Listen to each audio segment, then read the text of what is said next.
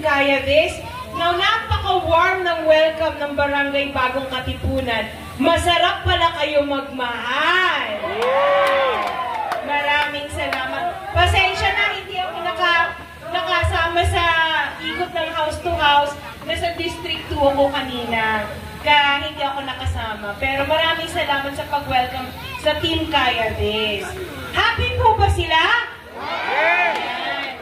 Gusto namin yung happy kayo para pag-uwi nyo, maaalala nyo ang isang Ate Sara at ang Team Kaya This. Yan. So una muna magpapasalamat muna ako kay Kapitan Ambo at saka kay Kapitana Longray at sa kanyang mga kagawad. Maraming salamat po sa pag-accommodate sa amin dito.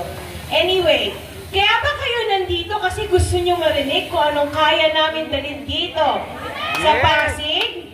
Are you ready for change?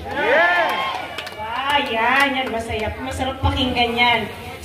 Siyempre, ang Bagong Katipunan, napaka-memorable sa akin dito. Bakit? Dito ako nag-celebrate ng birthday ko. Nung nag-medical mission kami dito, kaya naaalala ko talaga ang Barangay Bagong Katipunan. Sino naka-attend ng medical mission natin? Yan, dami. May binayaran? Free, diba? Hanggang sa gupit ng buhok, hanggang sa mani-pedi, may masahe pang kasama. Yan patikim o pahapyaw kung anong kayang gawin ng Team Kaya This. Ngayon, syempre, ang gusto natin o pangarap natin, magpatayo ng isang 11-story na ospital. Gusto ko lang linawin kung chismis ba or kwento, nagmamarites lang ba ako.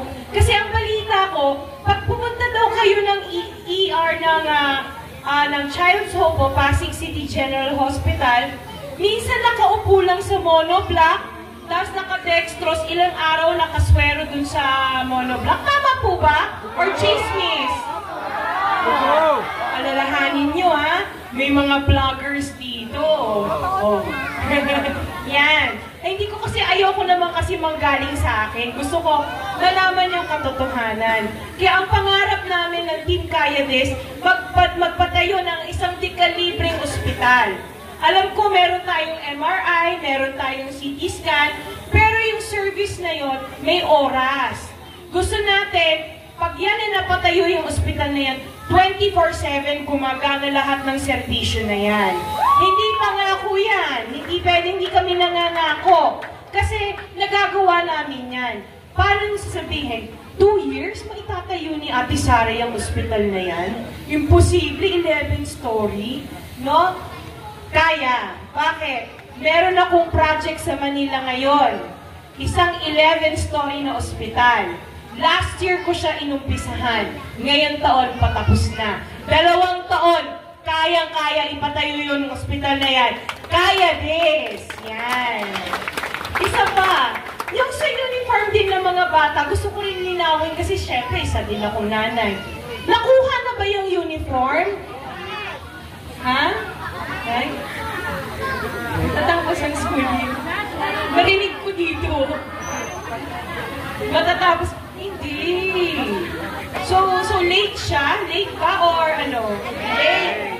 Late ba? So totoo nangyari late. Hindi late. Wala. Kayo naman hindi late. Wala. Advance for next school year. Oh, advance. Ayun naman, oh. Hindi na kasya sa bata. Hindi. Siyempre bilang isang nanay, di ba isa akong ina.